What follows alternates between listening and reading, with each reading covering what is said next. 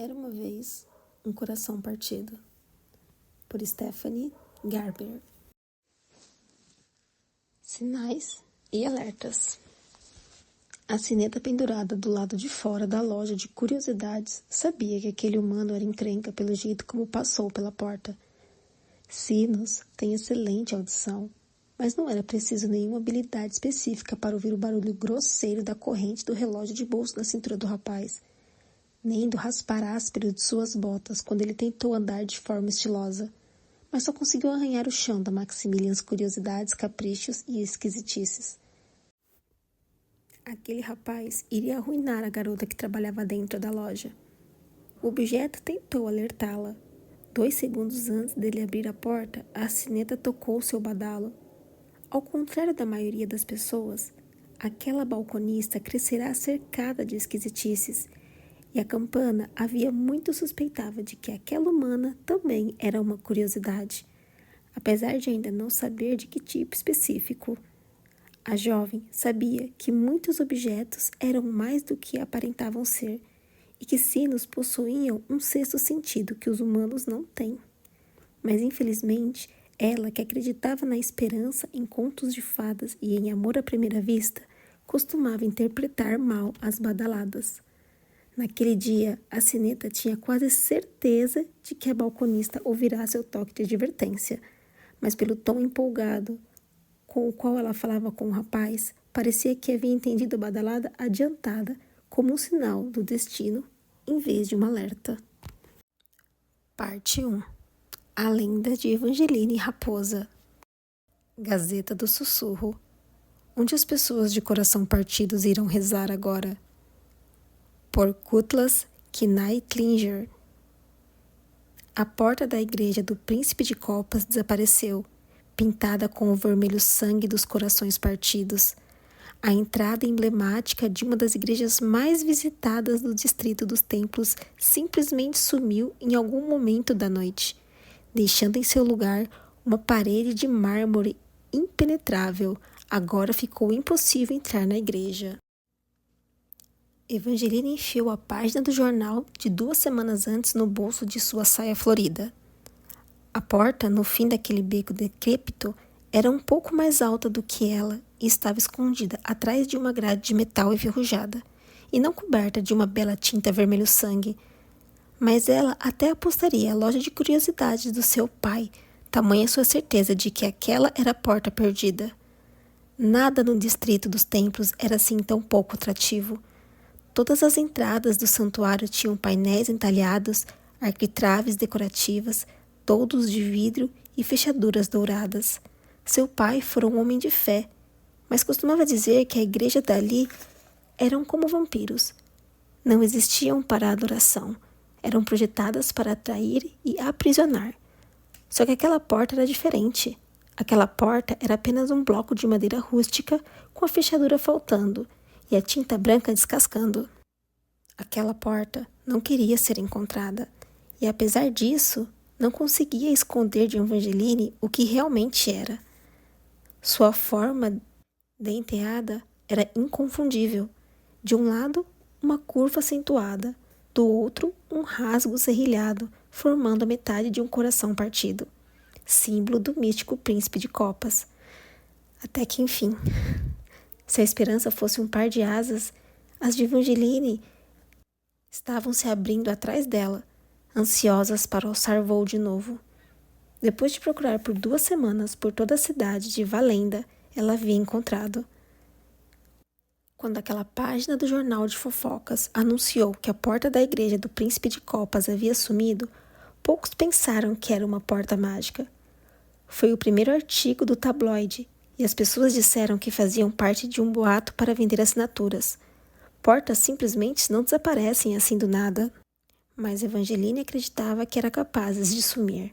Sim, aquela história não parecia um truque, mas um sinal, dizendo onde procurar se quisesse salvar seu coração. E o rapaz a qual pertencia. Ela podia até não ter visto muitas evidências de magia fora das esquisitices da loja de curiosidades de seu pai, mas tinha fé que existiam. Maximilian, seu pai, sempre falará da magia como se fosse algo real, e sua mãe nascerá no magnífico norte, onde não existia diferença entre conto de fadas e histórias. Todas as histórias são feitas igualmente de verdades e mentiras, ela costumava dizer. A diferença é o modo como acreditamos nelas. E Evangeline tinha um talento especial para acreditar em coisas que os outros considerariam mitos, como arcanos imortais. Ela abriu a grade de metal, a porta em si não tinha maçaneta, o que a obrigou a enfiar os dedos na minúscula fresta entre a lateral, denteada, e a parede de pedra suja. A porta comprimiu seus dedos, fazendo sair uma gota de sangue, e ela jurou que ouvirá o objeto dizer com um tom de farpa: "Você sabe em que está se metendo? A única coisa que você vai conseguir com isso é ficar de coração partido." Só que o coração de Evangeline já estava partido, e ela entendia muito bem os riscos que estava correndo. Conhecia as regras de visitação das igrejas místicas. Sempre prometa menos do que você pode dar, porque os arcanos sempre exigem mais. Não faça trato com mais de um arcano. E, acima de tudo, nunca se apaixone por um arcano. Existiam 16 arcanos imortais, e eles eram seres ciumentos e possessivos. Antes de desaparecerem, séculos antes, diziam que governavam parte do mundo com uma magia que era tão maligna quanto maravilhosa. Nunca deixavam de cumprir um trato, ainda que não raro prejudicassem as pessoas que ajudavam. Apesar disso, a maioria das pessoas, mesmo as que acreditavam que os arcanos eram meros mitos, ficavam desesperadas a ponto de rezar para eles em algum momento da vida. Evangeline sempre teve curiosidade a respeito daquelas igrejas, mas conhecia o suficiente sobre a natureza temperamental dos arcanos e dos tratos místicos para evitar uma visita ao local de adoração a eles. Até 2 semanas antes, quando se tornou uma daquelas pessoas desesperadas que servem de exemplo para a moral das histórias. "Por favor", sussurrou para a porta em forma de coração, transmitindo em sua voz aquela esperança louca e maltratada que a levou até ali. "Sei que você é uma coisinha inteligente, mas permitiu que eu te encontrasse. Deixe-me entrar." Ela forçou a madeira uma última vez e então a porta se abriu. Evangeline deu o primeiro passo com o coração acelerado, enquanto procurava a porta perdida. Lerá que a igreja do Príncipe de Copas exalava um aroma diferente para cada pessoa que a visitava. A ideia era ter o cheiro da maior decepção amorosa de cada pessoa de coração partido. Mas quando Evangeline entrou na catedral gelada, o ar não a fez lembrar de Luke. Não havia nenhuma nota de carmouça ou lavanda. O hálito sutil da igreja era levemente adocicado e metálico. Maçãs e sangue. Seus braços ficaram arrepiados. Aquilo não tinha nada a ver com o rapaz que ela amava. O que havia lido devia estar errado, mas Evangeline não deu a meia volta. Sabia que os arcanos não eram santos nem salvadores, apesar de ter esperança de que o príncipe de copas tivesse mais sentimentos do que os demais. Seus passos a levaram para o interior da catedral. Tudo era de um branco chocante. Tapetes brancos, velas brancas, bancos brancos de carvalho branco, álamo branco e bétula branca descascada. Evangeline passou por fileiras e mais fileiras de bancos brancos, cada um de um tipo, que um dia deviam ter sido bonitos, mas agora muitos tinham pernas faltando, almofadas mutiladas ou estavam partidos ao meio. Partidos, partidos, partidos. Não era para menos que a porta não queria deixá-la entrar. Talvez aquela igreja não fosse sinistra, e sim triste. O som de algo se rasgando cortou o silêncio da igreja. Evangeline virou para trás e segurou um suspiro de assombro. Várias fileiras atrás, em um canto escuro, havia um jovem que parecia estar de luto ou fazendo algum ato de penitência. Cachos dourados e rebeldes cobriam seu rosto. Sua cabeça estava baixa e seus dedos rasgavam as mangas de seu sobretudo vinho. A jovem sentiu uma pontada no coração ao observá-lo. Ficou tentada a perguntar se ele precisava de ajuda, mas o rapaz devia ter escolhido aquele canto justamente para que ninguém o visse, e ela não tinha muito tempo.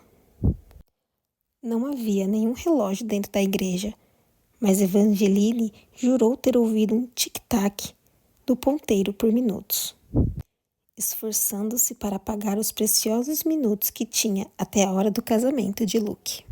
Correu pela nave até chegar à Abside, onde as fileiras irregulares de bancos terminavam, e um estrado de mármore reluzente se erguia. A plataforma era alvíssima, iluminada por uma parede de velas de cera de abelha, e rodeada por 4 colunas caneladas que protegiam uma estátua em tamanho maior que o real do místico príncipe de copas. Evangeline sentiu um arrepio na nuca. Sabia que era assim que ele devia ser. Recentemente, os baralhos do destino que usavam imagens místicas para a leitura da sorte tinham se tornado um objeto popular na loja de curiosidades do seu pai. A carta do príncipe de copas representava o amor não correspondido e sempre retratava o arcano com uma beleza trágica. Olhos azuis vívidos, chorando lágrimas que eram da mesma cor do sangue que manchava o canto de sua boca emburrada. Aquela estátua não possuía lágrimas de sangue, mas seu rosto possuía. Sim, uma espécie de beleza impiedosa, do tipo que Evangeline esperaria de um semideus que tinha a habilidade de matar com um beijo. Os lábios de mármore do príncipe estavam retorcidos em um esgar perfeito, que deveria parecer frio, duro e afiado. Mas havia um toque de suavidade em seus lábios superior, levemente mais carnudo, que fazia um biquinho, parecendo um convite mortal. De acordo com os mitos, o príncipe de copas era incapaz de amar porque seu coração tinha parado de bater havia muito, muito tempo. Apenas uma pessoa poderia fazê-lo funcionar de novo, seu único e verdadeiro amor. Diziam que o beijo do príncipe era fatal para todos, menos para ela, sua única fraqueza, e que o arcano a procurava deixando um rastro de cadáveres. Evangeline não era capaz de imaginar uma existência mais trágica. Se algum dos arcanos tivesse compaixão pela situação dela, seria o príncipe de copas. Seu olhar pousou nos elegantes dedos de mármore do príncipe, que segurava uma adaga do tamanho do antebraço dela. A faca apontava para baixo, para uma tina de pedra equilibrada em um fogareiro, logo acima de um círculo de chamas brancas, bruxulentes. As palavras, sangue em troca de uma oração, estavam entalhadas na lateral. Evangeline respirou fundo. Era para isso que fora até ali. Pressionou o dedo na ponta da adaga. O mármore afiado furou sua pele e o sangue caiu, gota a gota, fervilhando e chiando, contaminando o ar, intensificando aquele aroma metálico e doce. No fundo, tinha esperança de que aquela oferenda pudesse conjurar alguma espécie de demonstração mágica, que a estátua criaria vida ou que a voz do príncipe de copas retumbaria na igreja. Mas nada se moveu. Com exceção das chamas na parede de velas, a jovem não conseguia sequer ouvir o jovem angustiado nos fundos da igreja. Estava a sós com a estátua. Caro príncipe, ela começou a dizer gaguejando. Nunca havia rezado para um arcano e não queria fazer nada errado. Estou aqui porque meus pais morreram. Evangeline se encolheu toda. Não era assim que devia começar. O que eu quis dizer é que tanto meu pai quanto a minha mãe faleceram. Perdi minha mãe há 2 anos, depois perdi meu pai na estação passada e agora estou prestes a perder quem eu amo, Luke Navarro. A garganta dela se fechou quando pronunciou o nome e imaginou o sorriso torto do rapaz. Talvez, se Luke fosse mais simples, mais pobre ou mais cruel, nada disso teria acontecido. Nós estávamos nos encontrando escondido. Eu deveria estar de luto pelo meu pai.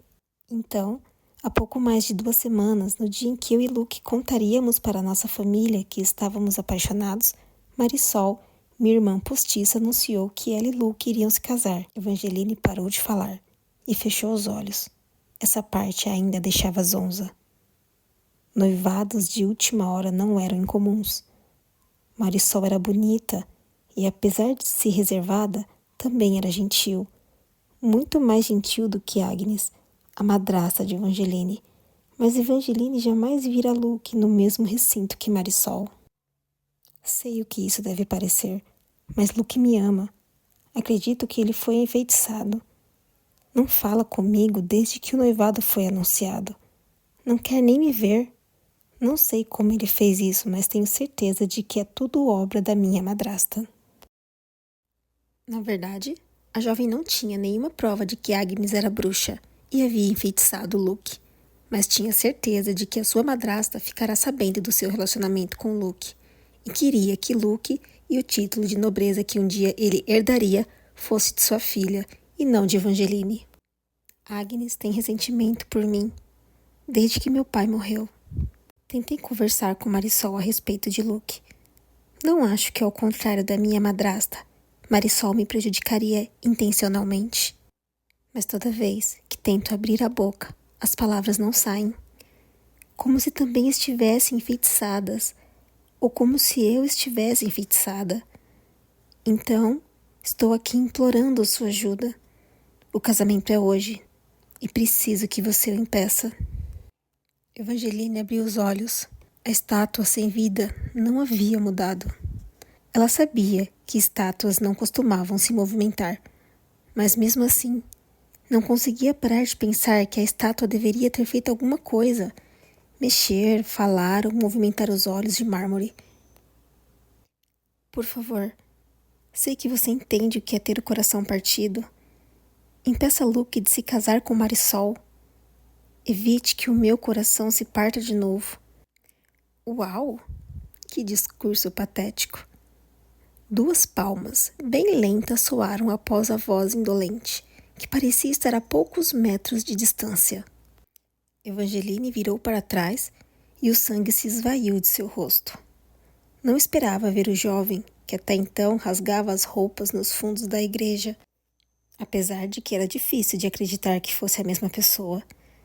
Pensará que aquele rapaz estava sofrendo, mas ele devia ter rasgado sua dor junto com as mangas do casaco, que agora estavam despedaçadas e dependuradas por cima de uma camisa de riscas pretas e brancas, por dentro das calças curtas, mas só pela metade.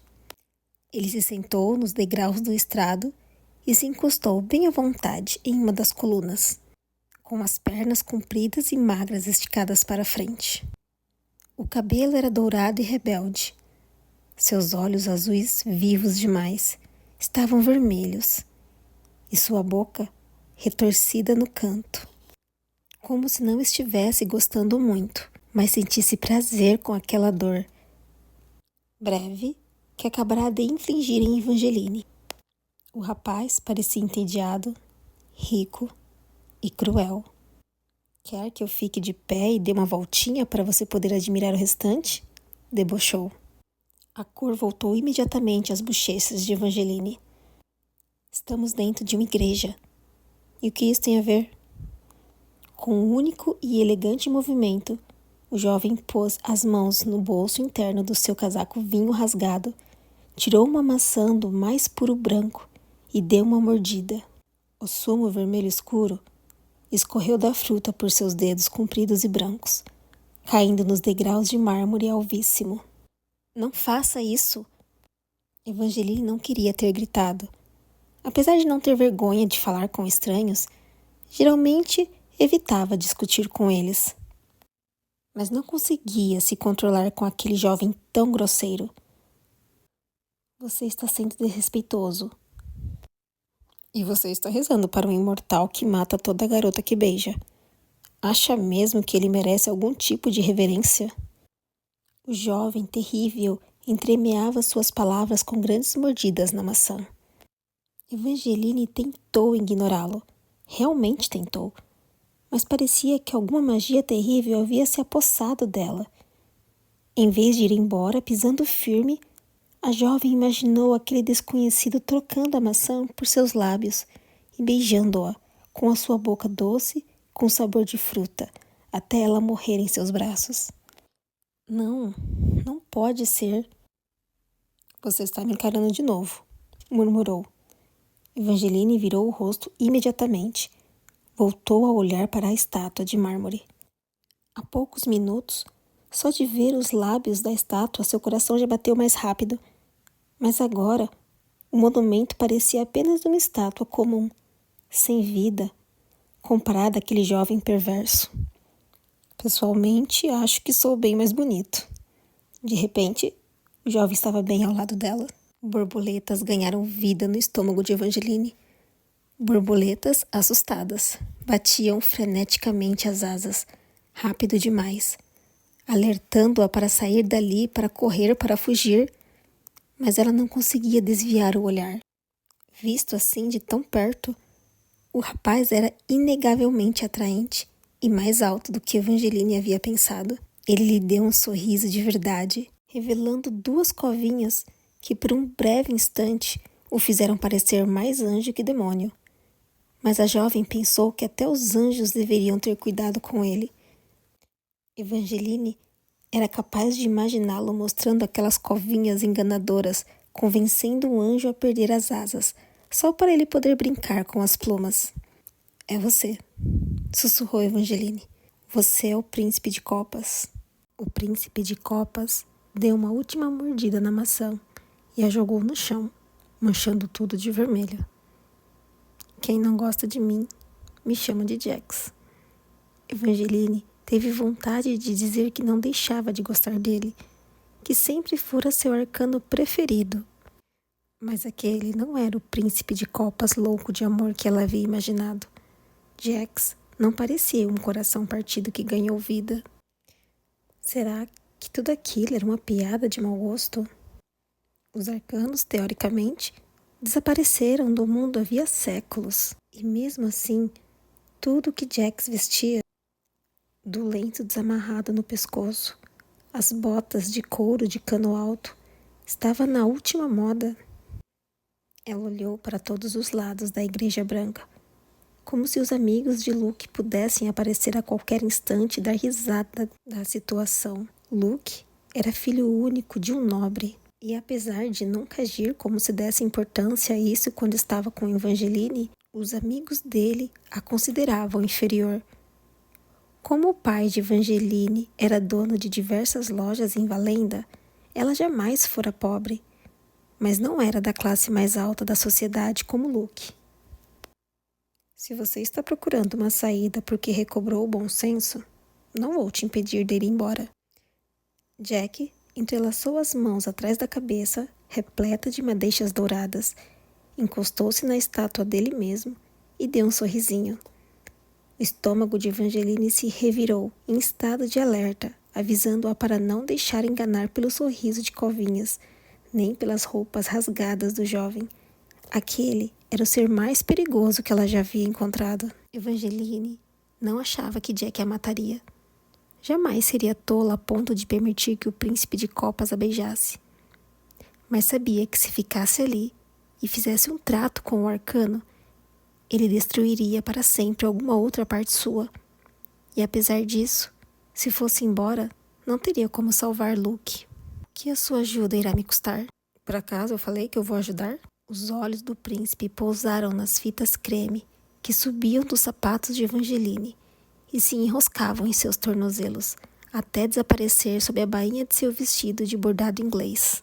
Aquele Era um dos velhos vestidos de sua mãe, coberto com um bordado de cardos roxos claros, flores amarelas minúsculas e pequenas raposas.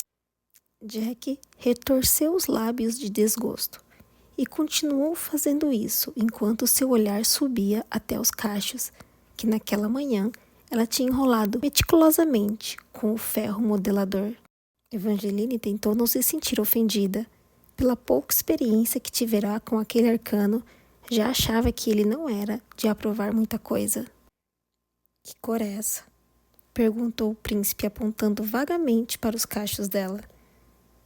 É ouro rosé, respondeu a jovem, animada. Evangeline jamais permitia que ninguém a fizesse se sentir mal por causa do seu cabelo incomum.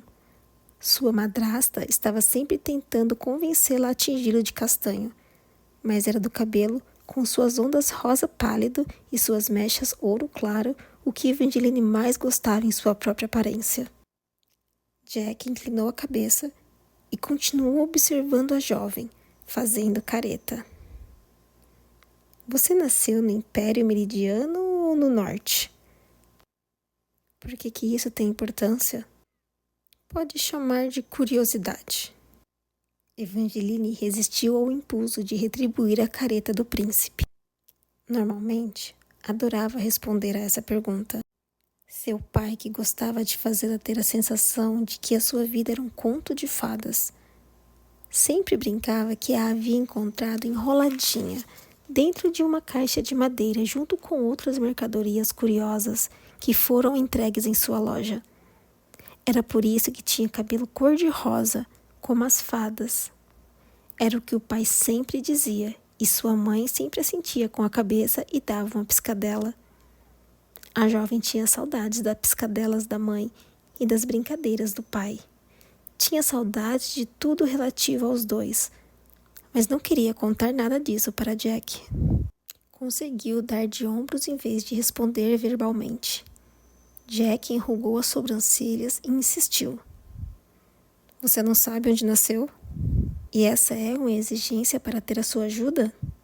O arcano a mediu de novo, e dessa vez pousou os olhos em seus lábios, mas não a olhou como se quisesse beijá-la. Seu olhar era clínico demais. Jack olhava para a boca de Evangeline como alguém examinaria mercadoria em uma das lojas de seu pai. Como se seus lábios fossem algo que pudesse ser comprado, uma coisa que ele poderia possuir. Quantas pessoas você já beijou? Perguntou Jack. Evangeline sentiu uma leve pontada de calor no pescoço. Trabalhava na loja de curiosidade do seu pai desde os 12 anos. Não fora exatamente criada para ser uma jovem dama que se preza. Não era como a irmã postiça, a quem ensinaram que sempre devia ficar a 1 metro de distância dos cavalheiros e a jamais falar-se assuntos que fossem mais controversos do que as condições do clima. Os pais de Evangeline a incentivaram a ser curiosa, aventureira e simpática. Mas ela não era ousada em todos os aspectos.